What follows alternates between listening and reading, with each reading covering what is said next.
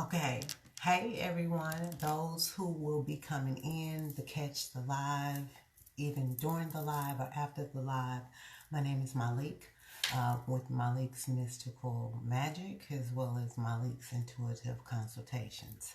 I am an astrologer, a numerologist, a tarot reader, a chakra healing stone, jewelry maker, a romance specialist on the side, okay? This things that I've been doing for a while. But I want to get on here because I want to talk about all things Aquarius, okay? And so I am going to kind of talk about the age of Aquarius because that's kind of the bigger thing or theme that is occurring. I also want to talk about the new moon that is approaching, okay?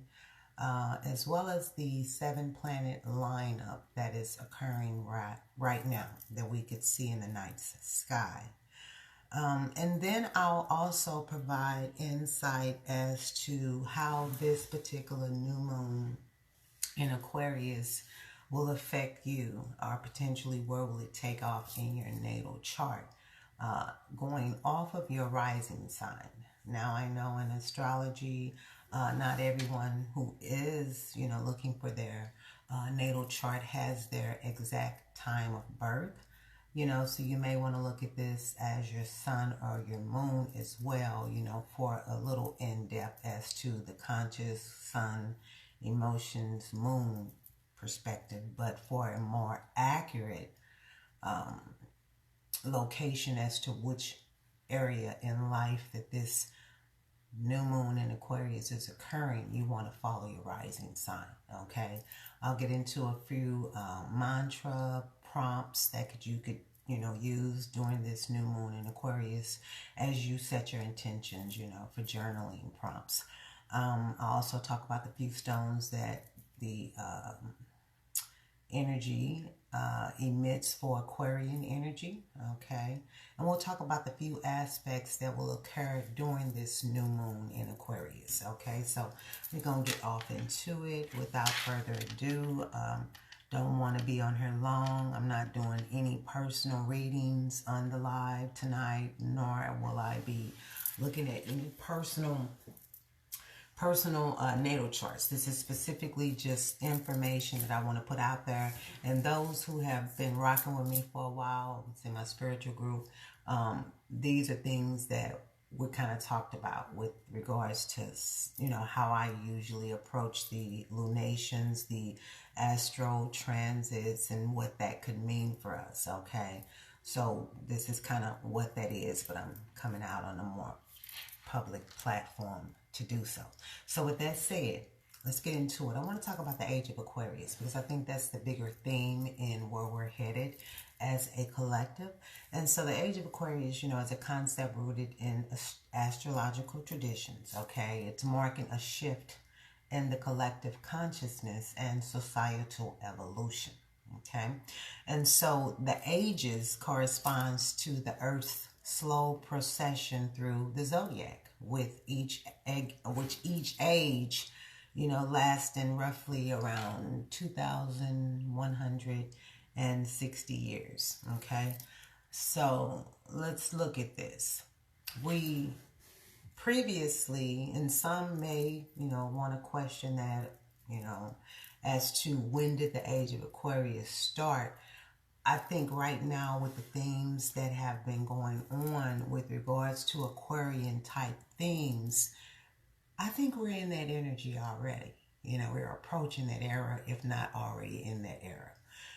Prior to the age of Aquarius, we were in the age of Pisces, okay? And so the age of Pisces was characterized by themes of faith, okay? Remember, and I mentioned this during my last live, when this was a time when the fishes were coming out, people were putting those decals on their car, belief, faith, themes like that into spirituality. But the age of Pisces was characterized by themes of faith, spirituality, sacrifice, and duality, okay? And so it aligned with religious dominance. The rise of major religions like Christianity, Islam, and Buddhism, often emphasizing devotion, and self-sacrifice and belief in a higher power, right? And this is now talking about the previous era, age of Pisces. This is the themes that were going on during that time frame, which an era occurs about 2,160 years. The other thing that kind of took place, in addition to like the religious dominance, is the mysticism and the illusion. So with this Pisces connection to Neptune, because Neptune is the ruling planet for Pisces, it brought themes of mystery, escapism, and the blurring of reality and fantasy. Think about that now. The blurring of reality and fantasy. Themes of mystery. That is the energy in which we as a collective was under, okay? And so it also brought about compassion and sacrifice. So there were some societal narratives often celebrated, martyrs and selflessness, reflecting the Piscean archetype, okay? And there was some hierarchical structures, some hierarchical structures, some faith-based institutions and patriarchal systems that were really prominent and dominant in this age of Pisces era that we are leaving, okay? And that aligned with the Piscean need for divine or authoritative guidance. And so now as we transition to the age of Aquarius, this age of Aquarius brings a stark shift toward innovation, collective progress, and independence, okay? Aquarius is ruled by Uranus, which is the modern ruler, and Saturn, which is the traditional ruler, combining rebellion and structure, okay? And so what that emphasizes is technology and innovation, rapid advancements in AI, space exploration, and digital connectivity are hallmarks of the Aquarius influence here. Humanitarianism and equality. Aquarius is fixed air energy because that's the modality, fixed, which is sustainable, okay? That energy is air, and it focuses on collective well-being, challenging inequality and system oppression, okay? In addition to that, with this age of Aquarius energy, there's going to be some rebellion against old systems. Some movements towards dismantling outdated institutions such as patriarchal systems, centralized power structures, and religion reflects this shift here, okay? Just pay attention because we can see these themes play out. And in addition to that, this age of Aquarius is going to bring about that collective energy of individualism within the collective. So the Aquarian archetype emphasizes being unique, while contributing to a collective future. That's beautiful because we're all innovatively changing within and externally as we adjust to the energy of the collective, the earth, the world, the planets, the energy that are influencing our actions and, the way we operate as we integrate this new age of Aquarian energy. And there's going to be this sense of global connectivity, okay? So the rise of social media and the internet has united humanity in unprecedented ways, okay? Which also embodies that Aquarius vision of a connected global community. Okay, and if you look at these themes that the age of Aquarius is going to be bringing in, one could question, why are we having opposition? Okay, for one, hey, Yvonne, yes, sis. For one, TikTok, just as an example, we've been censored. I'm not sure if everyone is aware, but the things that we used to be able to have access to prior to the ban, okay, and the timing in which that ban was lifted, one should question, what's the hidden agenda behind that? You literally have to do something unique and different to access the old version of the TikTok. And I'm not going to say it here because I don't want my page shut down. But we've been censored. You can't get to those important medical, physiological, deep historical TikToks that we used to have access to. Okay, so we very, very, very good indication of restriction, right? So while we're going into this energy, we do have opposition. Okay, so just keep that in mind. Now, with the planetary alignments that are contributing to this, Age of Aquarius, the moment that my whole world shifted with regards to my consciousness was during the Great Conjunction. Okay, that is when Jupiter and Saturn met at 0 degrees Aquarius, which marked a pivotal moment that took place in my 4th house of my inner identity. At that point, that is when I woke up collectively, consciously.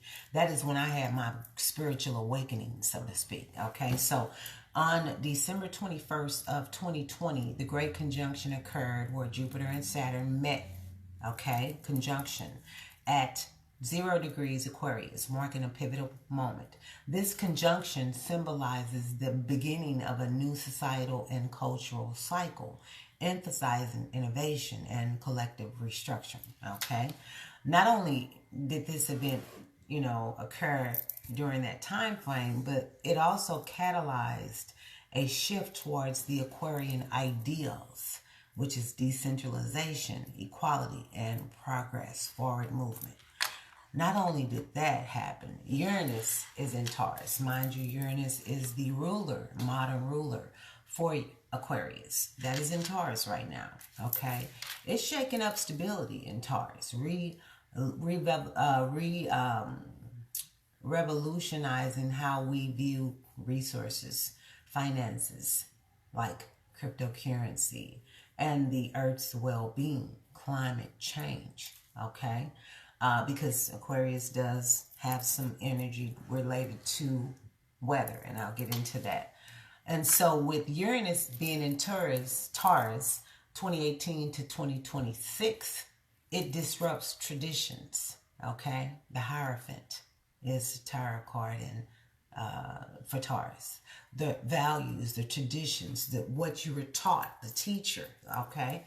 It's disrupting those traditions, paving way for sustainable and technological solutions. In addition, Pluto went into Aquarius. It went into Aquarius initially 2023, okay? It will be there until 2044, okay? Pluto entered Aquarius during that March of 2023, signaling deep societal transformation. And so this placement brings themes of power redistribution, technological advancements, and collective awakening. Okay? So with Pluto being in Aquarius, it's inviting us to dismantle oppressive systems in order for them to be rebuilt in a more fairer, more equitable, societal approach, okay? It needs to benefit the collective, okay? It needs to be an innovative, technological advancement, progress, forward movement that the entire collective can benefit from. That's what Pluto is doing in Aquarius right now. Let's go into Neptune and Pisces. Neptune is in Pisces 2011 to 2026. While Neptune is still residing in its home zodiac as it rules Pisces, it's helping to dissolve the illusions and dogmatic structures of the old Piscean age. So it's revealing truths and fostering spiritual awakening. Okay, that is what Neptune in Pisces is doing. Neptune rotates the astrological wheel every 248 to 50 years. Okay? For it to be in Neptune, Pisces, for Neptune to be in Pisces in our lifetime, we're seeing beyond the illusions. We're seeing the deception, okay? From a macro and micro level. Okay. Now, Saturn was in Aquarius. Saturn is the traditional ruler of Aquarius, okay? It was in Aquarius during 2020 and 2023. So when Saturn was in Aquarius, it brought structure to the Aquarian ideals of innovation and equality, forcing societies to confront issues like civil rights, public health. We know what happened, lockdown, okay, and technological ethics. Okay, so when we look at, okay, are we in that age of Aquarius yet? These are signs that we are, okay? This is signs that we have transitioned into that age, okay? While it takes 2,160 years for an era, to be in play, we're on the precipice of that. Let's just say with regards to signs and Aquarian themes, technology, AI, blockchain, and renewable energy symbolizes that in Aquarian innovation, space exploration, and private space travel. For an example, SpaceX, okay, highlights humanity's forward-thinking spirit, okay? Not only that, it's our social movements. So the rise of movements like Black Lives Matter, LGBTQ plus rights, and climate activism kind of reflects the demand for equality and justice. So that's signs of that energy there. Collectivism and individualism. So the struggle between individual rights and collective welfare, like vaccination debates, political polarization, highlights the challenges of balancing freedom with responsibility. Okay? In addition, decentralization. We got the cryptocurrency. We got remote work and grassroots that are organizing, okay, that are here to break down traditional power structures, emphasizing that Aquarian ideas of independence and innovation. Think about that, okay?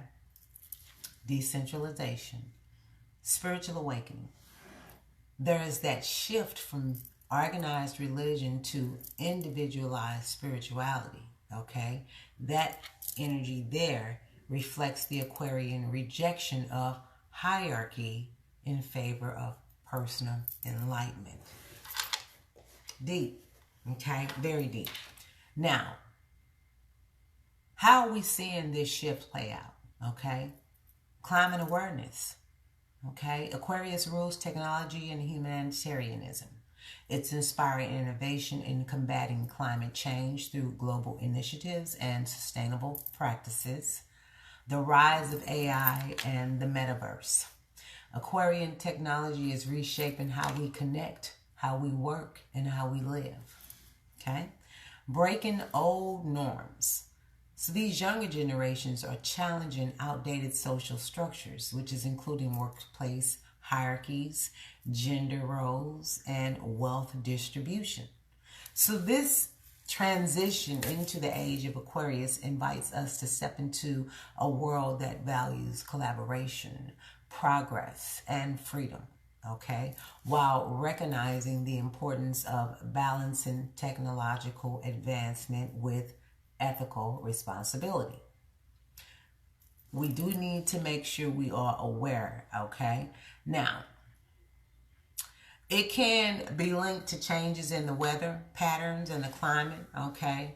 Although it might be more symbolic than directly casual. And so here's how the weather is connected to this age of Aquarius and all of these themes that are playing out. Aquarius is an air element, right? So it's an air sign. And so it's associated with innovation, science, and technology, and it ties to global awareness of the environment. So air signs are Gemini, Libra, Aquarius. They're linked to winds, storms, and atmospheric phenomena, symbolizing the winds of change. The increased frequency of hurricanes, tornadoes, and unusual weather patterns could reflect this shift.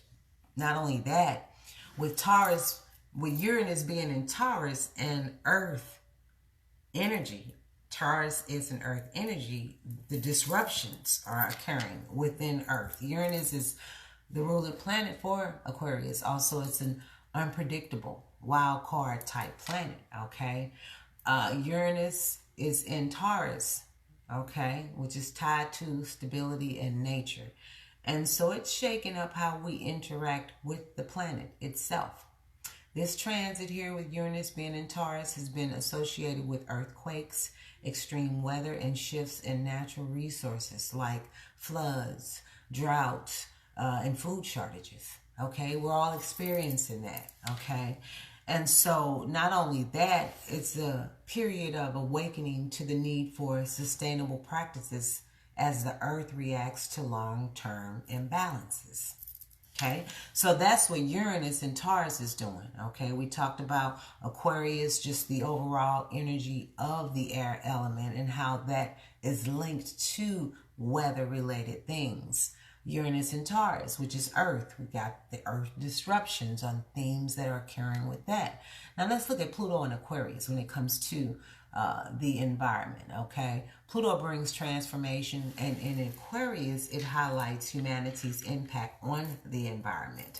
So, of course, we are looking at climate change and extreme weather that could potentially intensify, as collective systems break down and we innovate new ways to address ecological crises. Okay? So that's going to be in Aquarius, Pluto, 2023 to 2044. Okay. Now, the weather and the age of Aquarius. There's going to be some unpredictable weather patterns. I've been mentioning it for a while now. I've been hearing it from my seasoned astrologers and also just kind of looking at everything. And it's just this inner knowing. Okay. Aquarius is ruled by Uranus, which is a planet of sudden changes. Okay, so it's linked to the unexpected. This could explain these erratic weather patterns, from heat waves in the winter to unusual rainfalls in deserts. Okay, global warming. We've been hearing about that for a while. The emphasis on the collective responsibility in Aquarius aligns with the global focus on climate change. This has brought increased awareness of human-made impacts on weather systems. Okay? In addition to that, innovative solutions. The age of Aquarius inspires technological advancements to combat climate issues such as geoengineering, renewable energy, and climate monitoring technologies. Okay? Now, I do want to talk about the symbolism and the elements. So in an astrological term, weather phenomena can symbolically represent the transition itself by wind, represents the air element and an intellectual awakening of the Aquarian energy. Wind storms and hurricanes may mirror the upheaval of outdated systems. Floods, a symbolic washing away of the past, age of Aquarius era, aligning with the Piscean age, end, and the new beginning of the Aquarian age, right?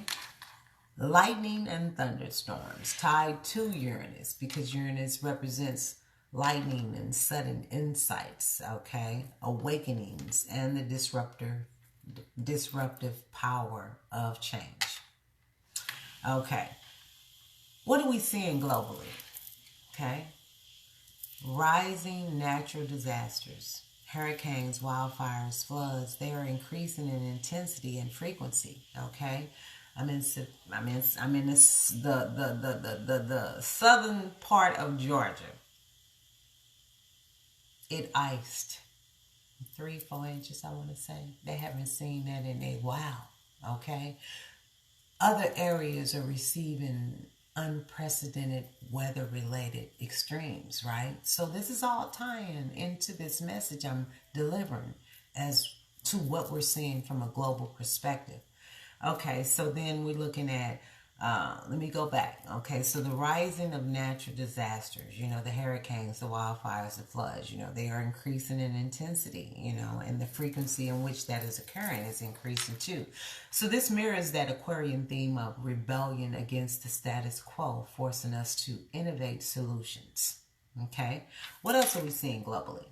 Weather tech, new technologies like advanced weather forecasting, space-based climate observation, and green energy, which is also reflective of the Aquarian ideals.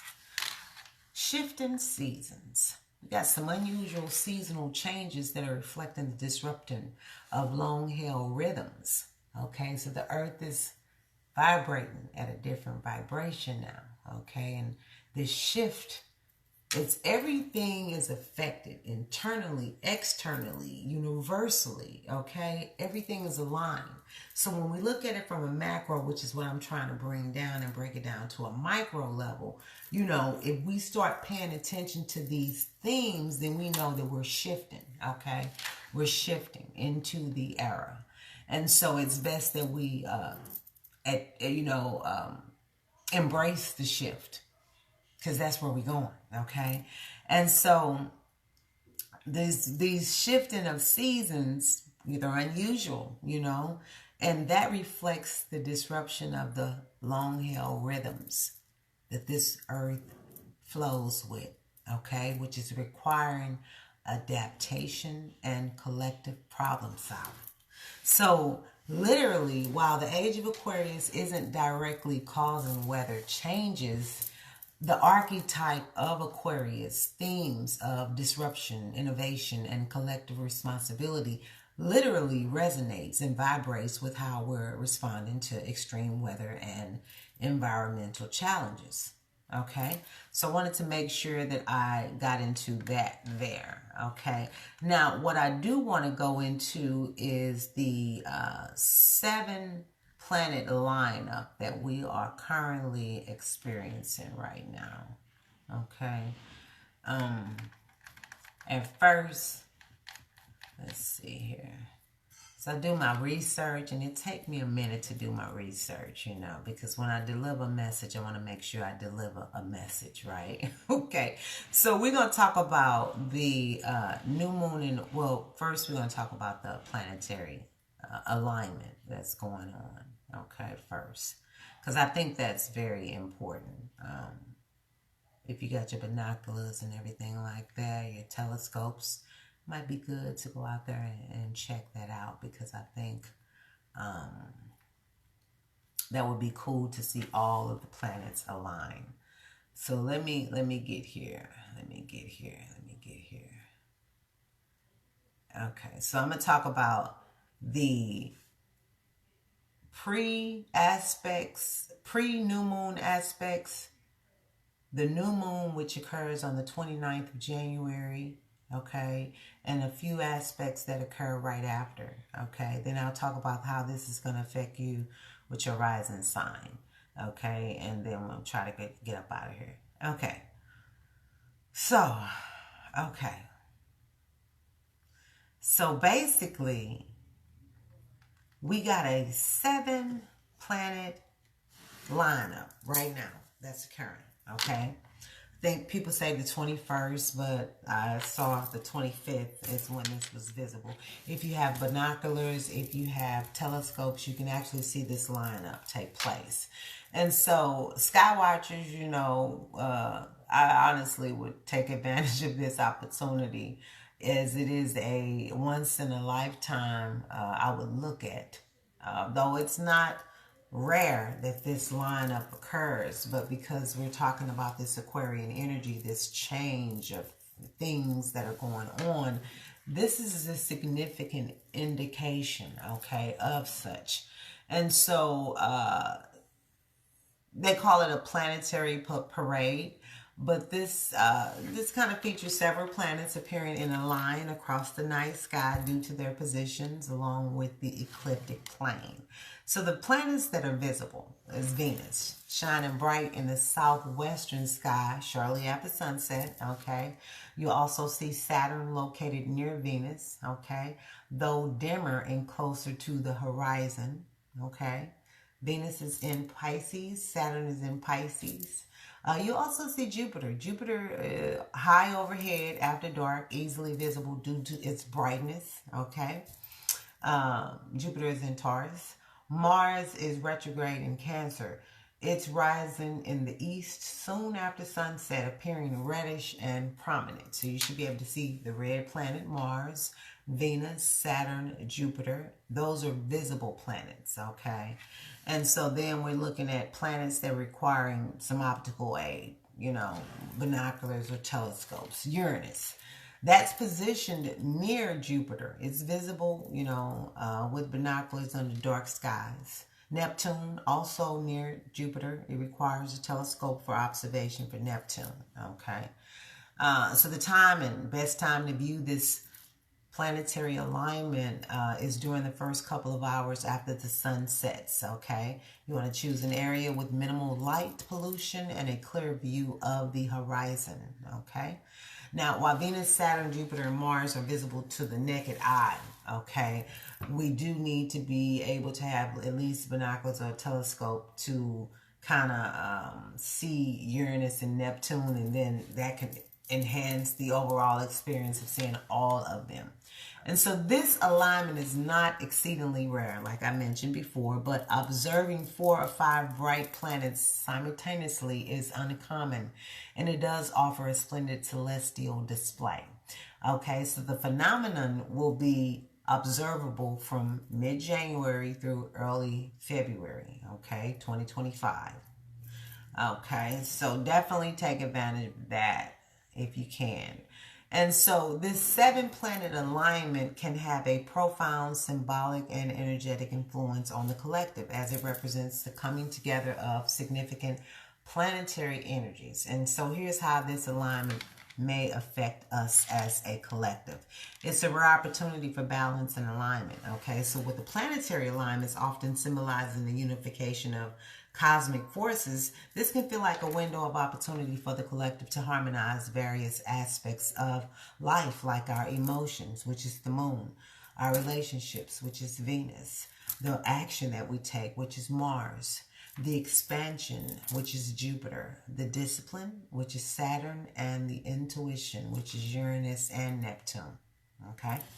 Now, the collective energy theme here is there's a sense of needing to align personal goals with larger societal or universal purposes. This particular 7-planet alignment may act as a call to work together toward shared progress.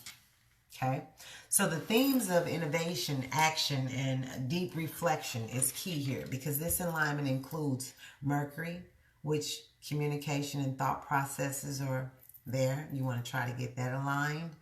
We are, you know, the energy is there for us to take advantage of it, okay? Not everyone will, but I'm just letting you know, if you're feeling weird, you're getting these insights, you're getting these dreams, you're getting enlightened, this is probably why, okay? Mercury, it's a planet of communication and thought processes, okay? So this alignment, you're going to see Mercury. Venus, which is about love, harmony, and beauty, okay? Mars, which is about action, courage, and drive, your ambition. Jupiter is about expansion, abundance, and growth, okay? Saturn, which is about structure, discipline, and responsibility. Uranus, which is about change, innovation, and breakthroughs, right? And Neptune, which is about your dreams, your intuition, and your collective, and the collective spirituality. So each planet is bringing its archetypal energy, which is creating a powerful mix of forward momentum with Mars, Jupiter, and Uranus, and total deep reflection with Saturn and Neptune. My grand dog. Okay.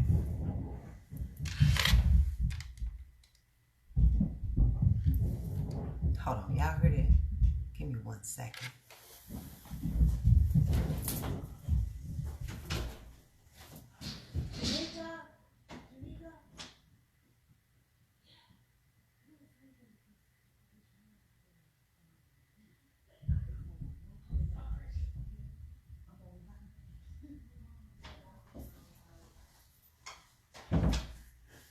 I'm sorry, my grand dog upstairs playing, okay? So he's sounding like a big old ape up there, but no.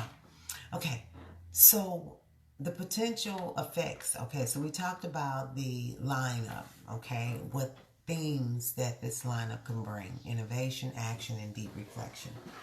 And here he comes. It's my granddog. Okay. Link is his name.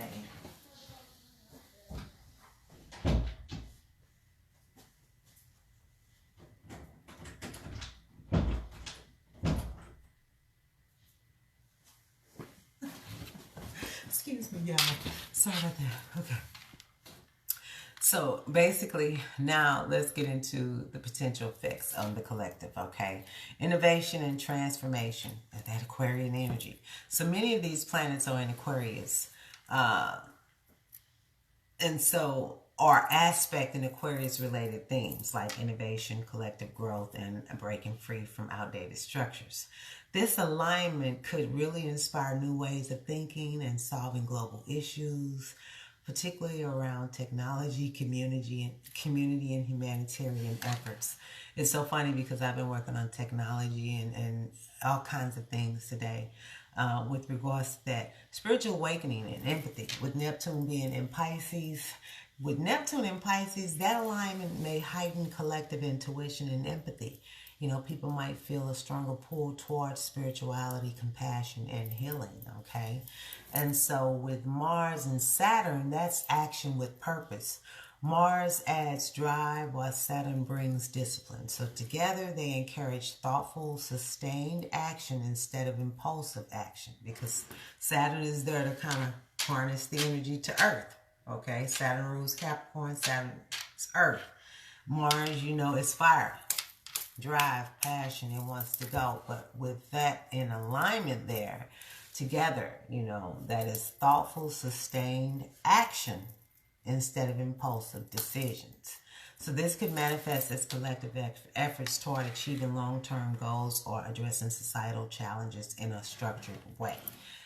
Then looking at surprises and breakthroughs with Uranus influence. Uranus influence may bring sudden shifts or breakthroughs, especially in areas tied to technology, innovation, or societal progress. These changes may feel jarring at first, but ultimately serves to push humanity forward, okay? We're doing progress, forward movement with this age of Aquarian energy. And then communication and transparency. With Mercury and Pluto energy around January the 28th, which is 2 days from now, people may feel a strong need to uncover hidden truths and have deep, transformative conversations. Mercury is a planet of communication. Pluto is that TNT for the psyche. So there's some things that may come to the surface, okay, some hidden truths, some deep, you know, things that may be discussed. Now, this energy could ripple into the alignment, encouraging the collective to embrace honesty and transparency. Now, challenges that I want us to watch out for: overwhelm and restlessness. You know, so many planetary energies are coming together can create a sense of overstimulation or an uncertainty for those unprepared for change. Okay, we got to keep that in mind. There may be some resistance to growth because Saturn's influence might bring fear or denial or hesitation to let go of old patterns, even when change is clearly needed. Okay, so the need to come out of our comfort zone is very key here with this energy. In addition, there may be some emotional sensitivity, okay? With Neptune and Venus in Pisces playing a role, people may feel more emotionally sensitive or prone to idealism, making it crucial to stay grounded, okay? Water needs to be grounded, okay? Emotions, okay? So how do we harness this energy here with this 7-planet lineup?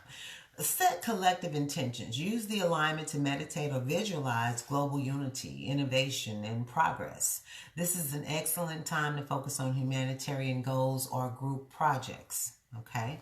Balancing personal with the collective. Reflect on how your personal actions align with the needs of the large community. Okay?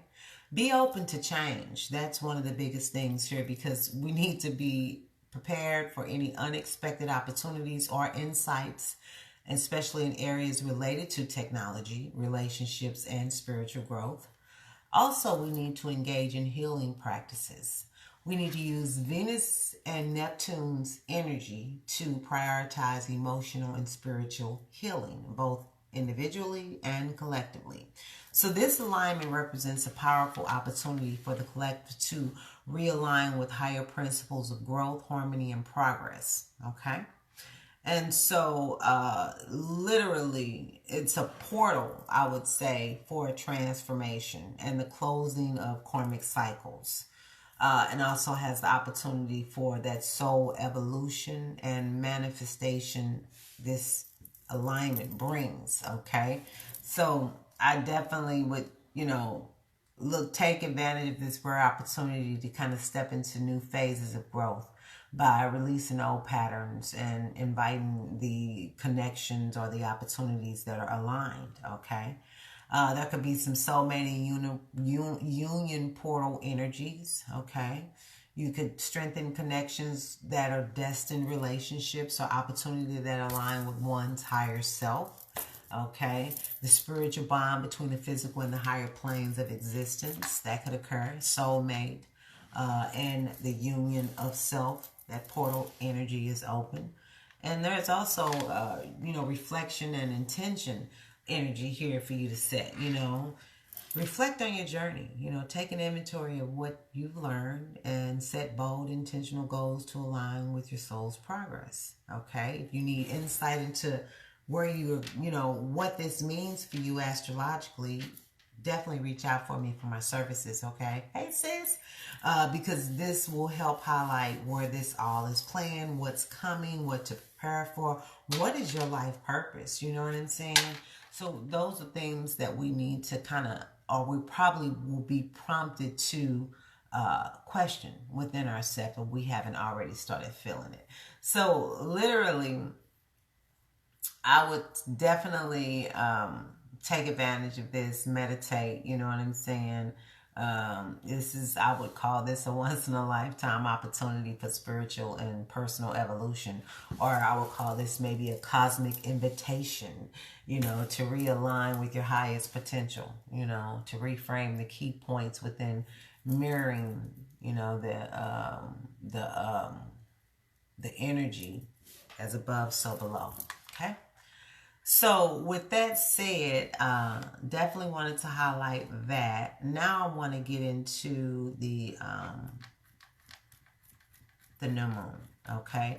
So we first, for those who are coming in, we talked about the age of Aquarius era that we are in, how to harness that energy, what themes that are being played out to let us know, what that is. Talk a little bit about the previous era, which is the age of Pisces. Okay. And then we just touched on the 7-planet lineup that is currently in effect now. And if it's sunset, you can see that 7-planet line up in the sky between now and I think early February, if I'm not mistaken. Okay. And so let's get into this new moon in Aquarius. Okay, we're going to talk about this new moon in Aquarius, and then we're going to get into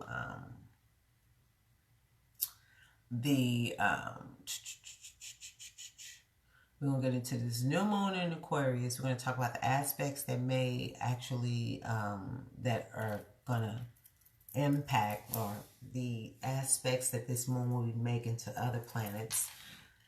Okay, and then we'll do a few, I'll give you the stones and the crystals to use, the ritual for this new moon, ideas on that, and then how this is going to affect each of the 12 zodiac signs from your rising.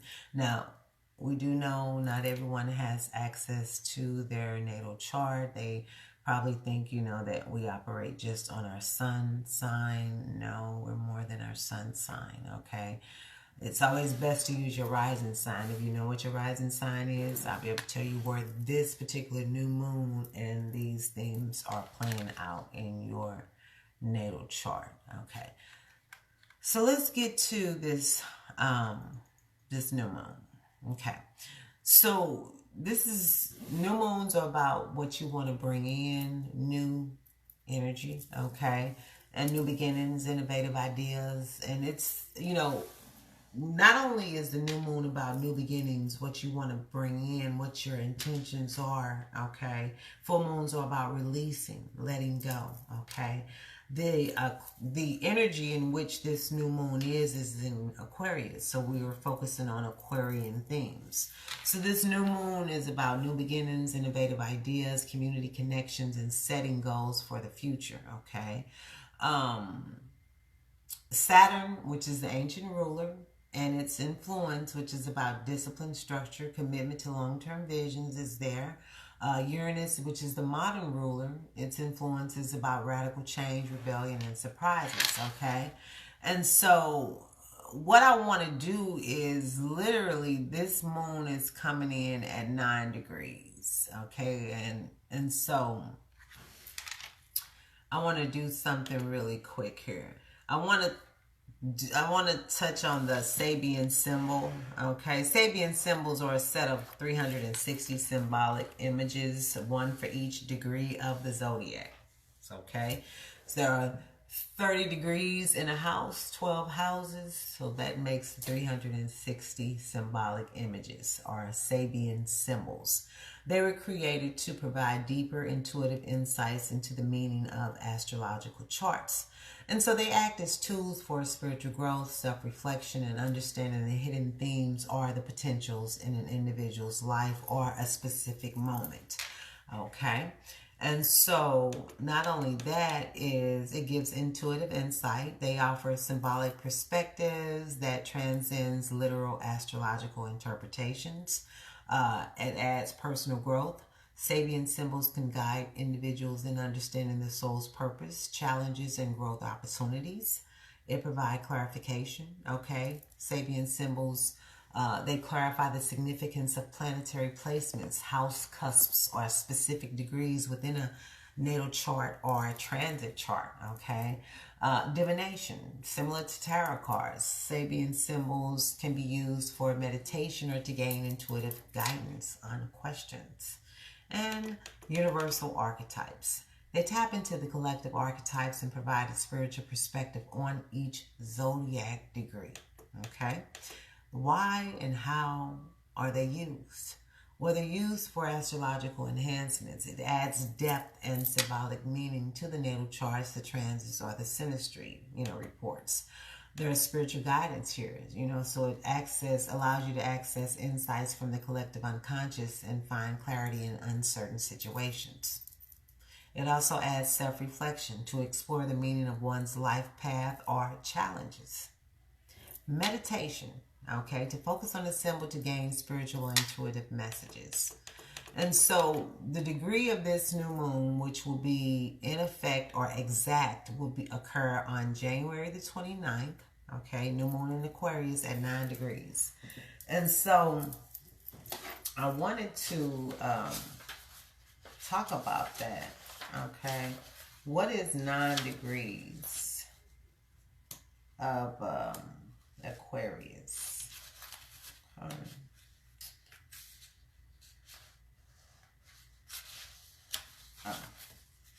I look at her.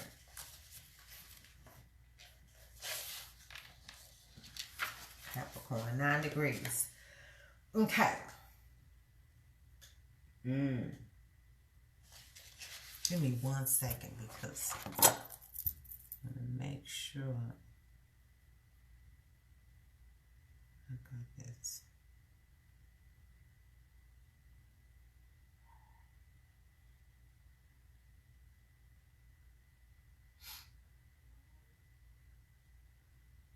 Okay, so basically the degree is at 9 degrees, okay? 9 degrees.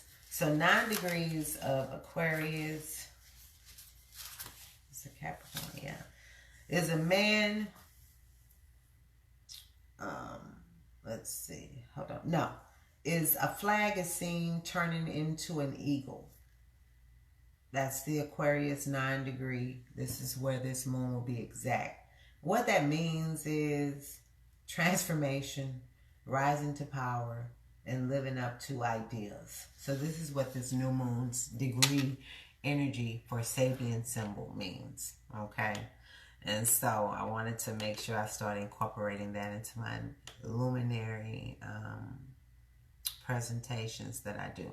So let's get into this really quick here. I want to talk about the astro wheel up here. I want to talk about the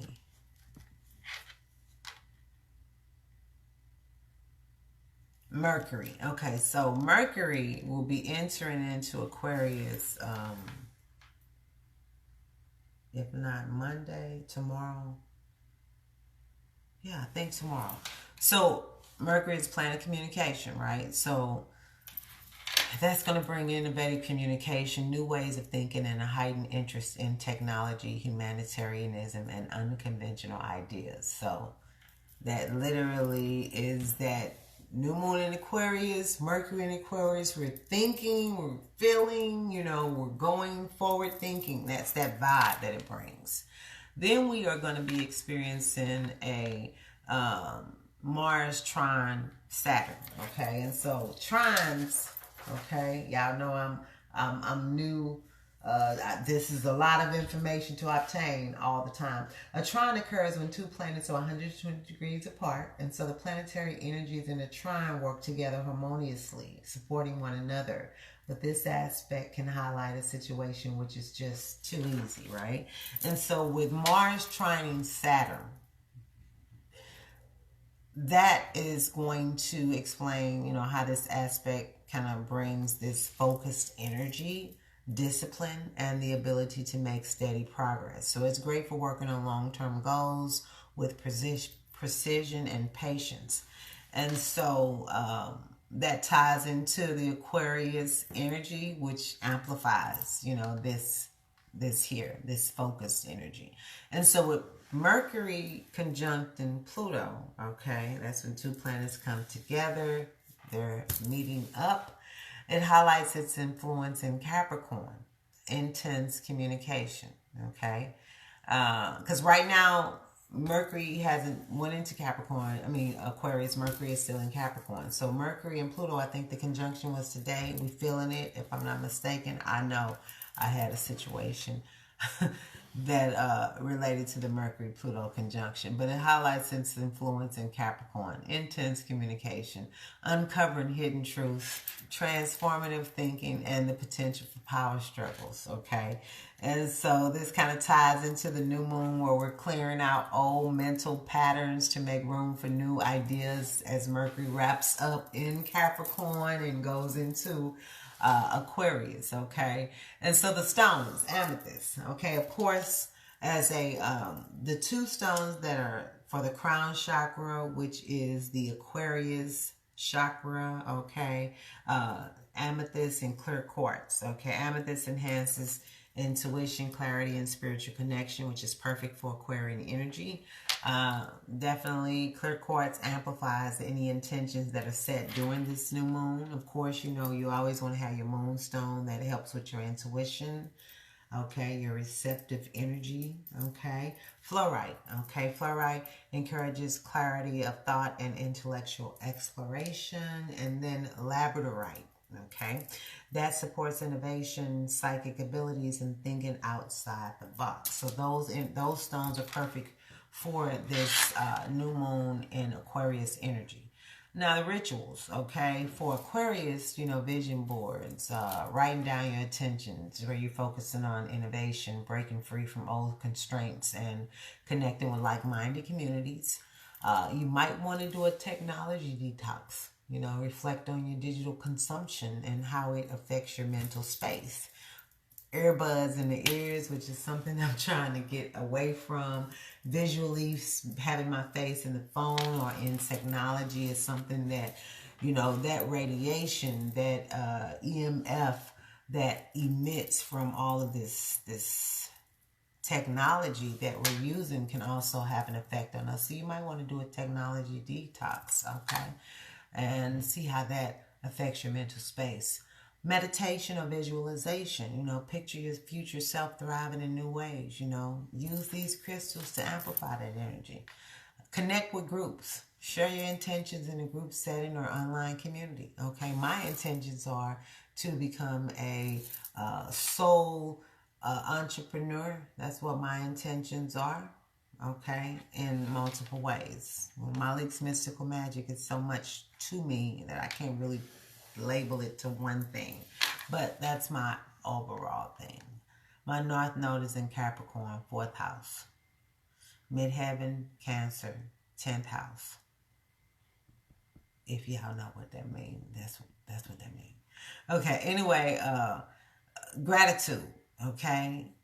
Write down the things that you're grateful for in terms of community, friendships, and future possibilities, okay? And so now let's get into how this is going to affect you, okay? Oh, the mantras. So as you do your rituals, light a candle, some water, take your paper, your journal, write down what it is you want to bring in. This is a new moon. Focus on Aquarian type themes, okay? And so, let's see here.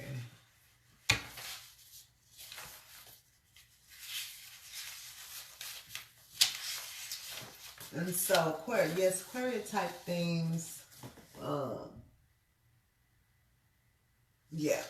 technology, innovation, community, things of that nature. So, to put it all together, you want to focus on your personal growth and your long-term visions, so you might want to add a mantra, that I embrace new possibilities and align with my highest potential. Or you want a prompt journal or a journal prompt, by asking yourself, what areas of my life need innovation and how can I approach them with discipline and vision? Those are two ways you can kind of, set your intentions using, right?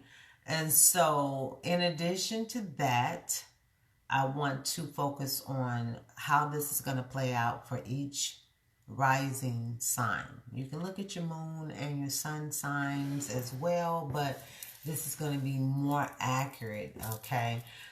It's always best to use the rising sign for the house placements, because the rising signs, set the framework for the houses in a natal chart. And so when we use rising sign, it ensures the interpretations that I'm going to provide are more accurate because the houses that are aligned with the individual's unique chart is evident, okay? However, including the sun and the moon signs, can add, that layer of depth, since people often relate to these more conscious sun or emotionally moon energies, okay? Rising sign is what I'm focusing on. So let's get into it. Now, when you look at the astrological wheel, there are 12 houses, right? But I look at the astrological wheel as 6 energy axes. Your zodiac, there is a polarity to your zodiac. That whole energy axis is important. So while we might look at an aspect to a house, we need to look at the opposite side of that house. The goal is to balance the energy. So I'm going to assist you with the duality and the polarity of your rising sign and what is it that you need to be mindful of, okay? And so, with this new moon here, 29th at 9 degrees, 51, I want to say minutes. Aquarius energy, okay? It's going to occur around here, 7:36 a.m. So adjust that to your time zone, okay? And so, let's get into it.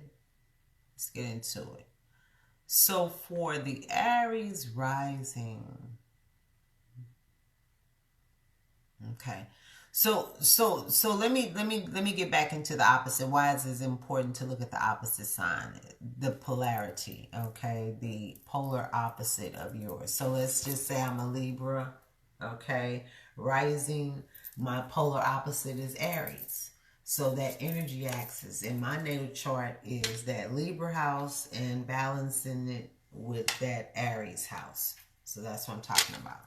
Okay, and if you want to know, Aries, Libra are polar opposites. Taurus, Scorpio, polar opposites. Cancer, Capricorn, polar opposites. Gemini, Sagittarius, polar opposites.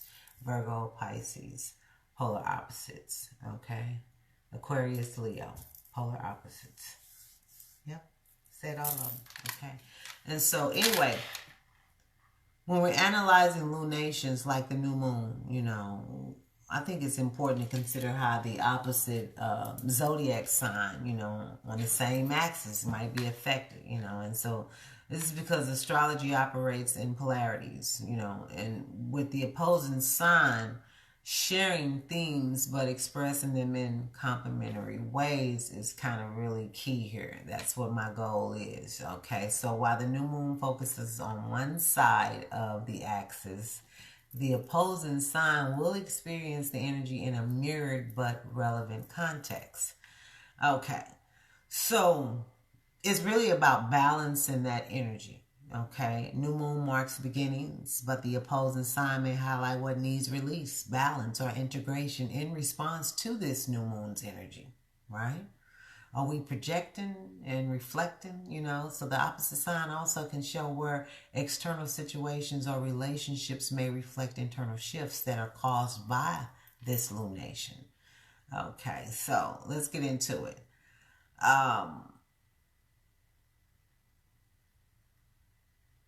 So we're going to talk about the Aries.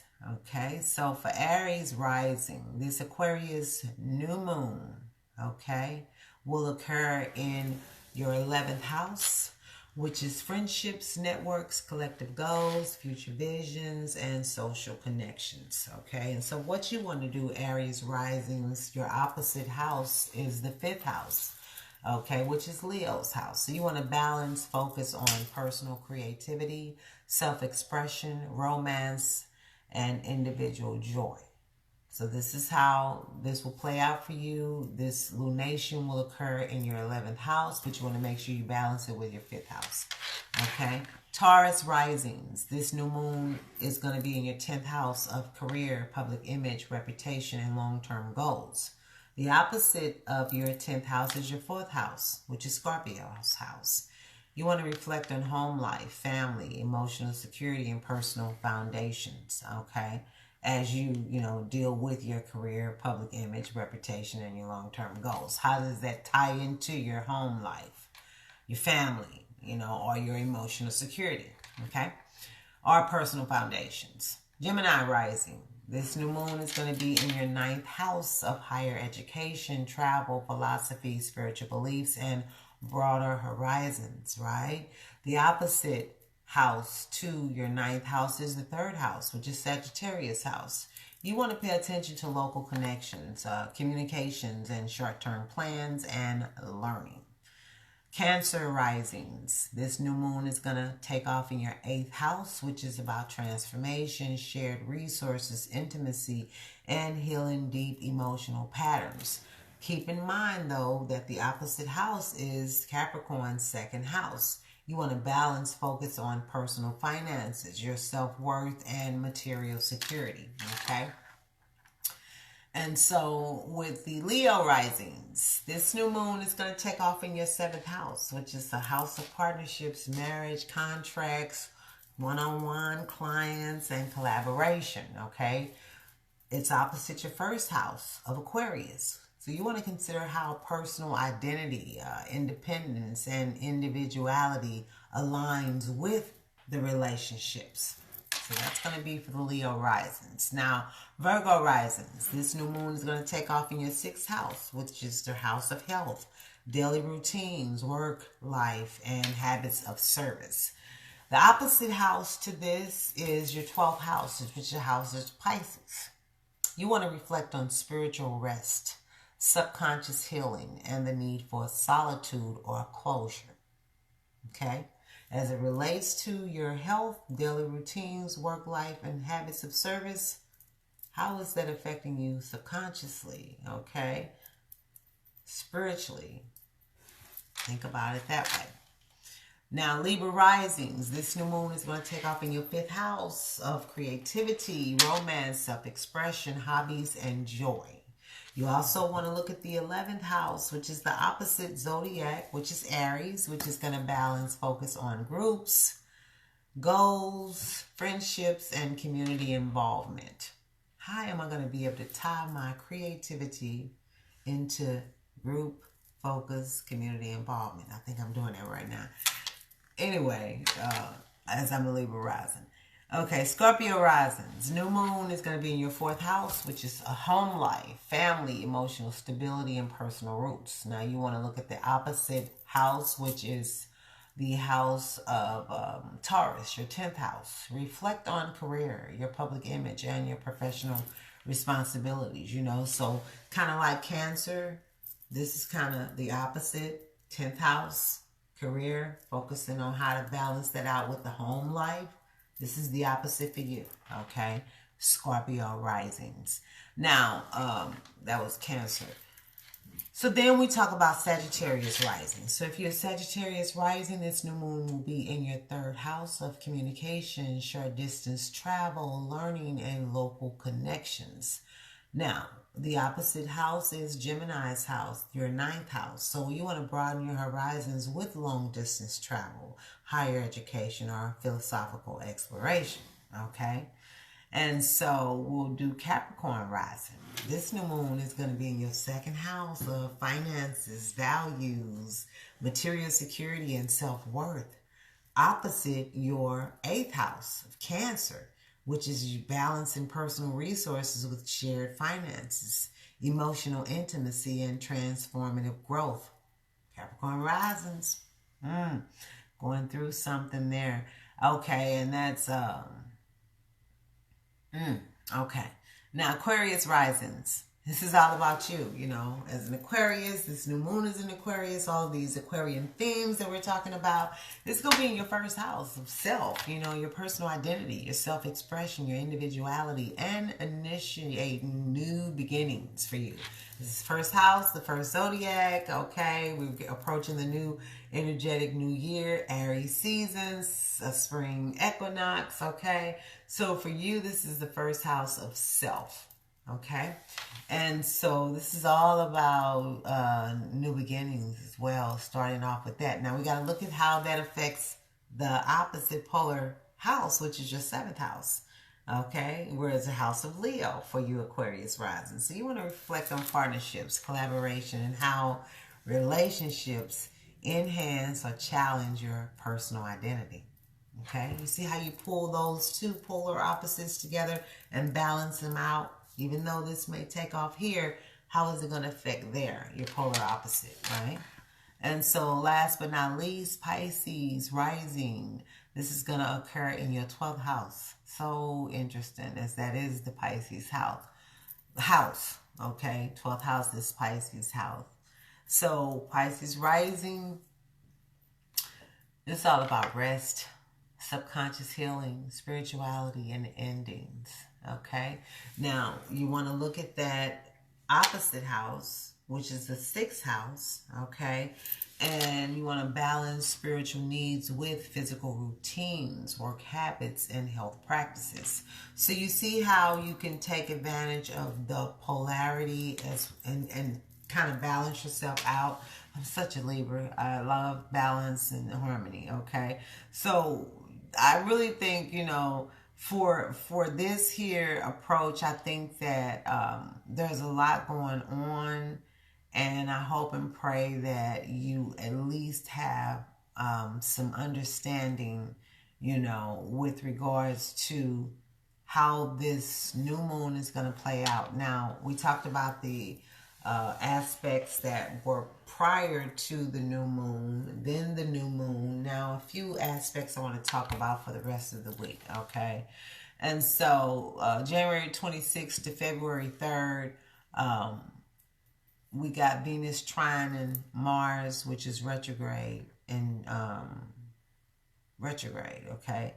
So, there could be some harmonious actions in love, relationships, and creative endeavors. With Venus being in Pisces, it's encouraging emotional depth, while definitely Mars is kind of protective of your emotional security, emotional healing, the nurturing. Okay, So definitely you want to kind of focus on that. Mercury sextile and Neptune on the 26th. That's today, if I'm not mistaken. Yes. So there's going to be some heightened intuition, imagination, spiritual insight, clear thinking meets creative vision. That's what that's about. And so you want to focus on this is a good time for journaling, dream work, spiritual practices, or brainstorming creative ideas. Conversations could feel empathic, and empathetic, and insightful, okay? Also, what's taking place today, Venus sextile Uranus, okay? So this is unexpected developments in love, finances, or beauty. Okay, I definitely did experience the energy of that. This aspect encourages spontaneity and trying new things. So the focus here is a perfect time for breaking free of routine in relationships or indulging in unique creative pursuits. Okay, and so on the 28th, Mercury will conjunct Pluto in Capricorn. Pluto. Yeah, Mercury will conjunct Pluto. Okay, and so intense transformative communication. Okay, literally. Help uncover any truths or deepen any focus. Okay, so conversations may feel deep or revealing, ideal for research, introspection, and addressing unresolved issues. And so then January 30th, the Sun in Aquarius trines Jupiter in Taurus. So that energy brings about optimism, expansion, and confidence, and it aligns harmoniously, okay? Jupiter in Taurus stabilizes the Sun's innovative energy in Aquarius. Key focus is positive opportunities related to long-term growth, innovation, and community building. This is great for networking or pursuing expansive projects. Okay, and then February 1st, Venus conjuncts Neptune in Pisces. Okay, so that's a deeply spiritual and romantic alignment there. Okay, Pisces is about compassion, Venus is about love. So Venus and Neptune together in Pisces heighten creativity, compassion, and love, literally. And so the focus here is this is a perfect day for love, art, and spiritual connection. Okay, so be mindful of idealism or illusions in relationships, because that's the shadow side of Pisces energy, or Neptune's energy, shall I say. It's in Pisces, so you can say Pisces as well. But you want to use this energy for unconditional love and inspiration, as opposed to deceptive, illusionary, idealism things. Be mindful of that, okay? You have the rug pulled over our eyes, all for the sake of love. Okay, so then Mercury trining Jupiter, okay?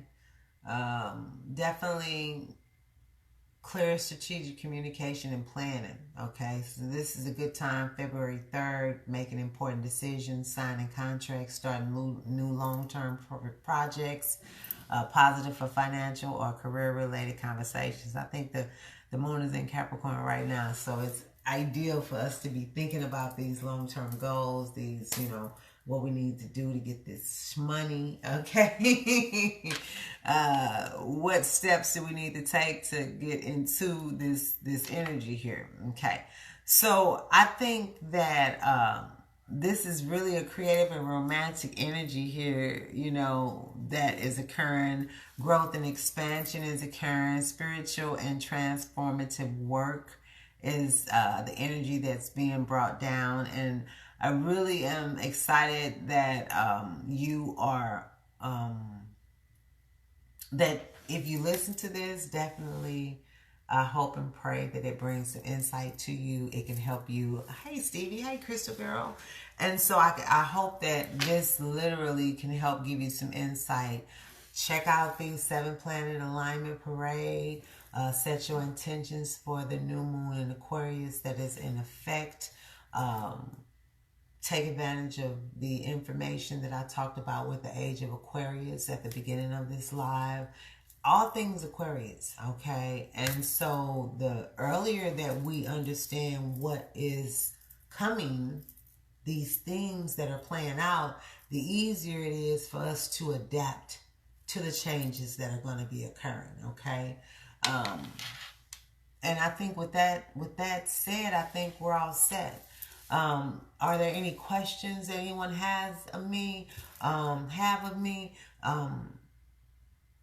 Anything you want to know? Okay. As we are definitely going through a spiritual awakening, okay? We're going through some breakthroughs, some transparency when it comes to communication, going through a lot of innovative changes. And what happens is, you know, energetically, structures are being broken down. You know, our connection to people, places, things, our thought patterns, you know, the way we act, the way we move, the way we feel. All of that is changing, okay? How you harness this energy for its betterment, as the cycle in which Most High has taken us collectively from a universal perspective, the better it will be for you. The more resistant to change, the more complicated it can be, or it will be, okay? So with that said, I wish you all a happy new moon in Aquarius that is approaching. I wish you all the opportunity to see the 7-planet lineup that is visible in the sky tonight until early February, as well as you become a little aware and privy and do your own research here, okay, as to what does the age of Aquarius mean. Those younger generations, you know, I'm in my generation, what is it? I'm Generation X? 70s baby, okay? So I'm halfway on the old school and I'm somewhat on the new school, but nonetheless, there's still some innovative things that I need to change about how I operate and deal with technology and things of that nature. So with all that said, I think this has been, I've been on here for a while. I think, yeah. So anyway, I'll be back, okay? I'll be back to discuss the full moon in Leo, okay? At that time, and then any other interesting aspects that may come about. And I might pop out and do some free readings on live.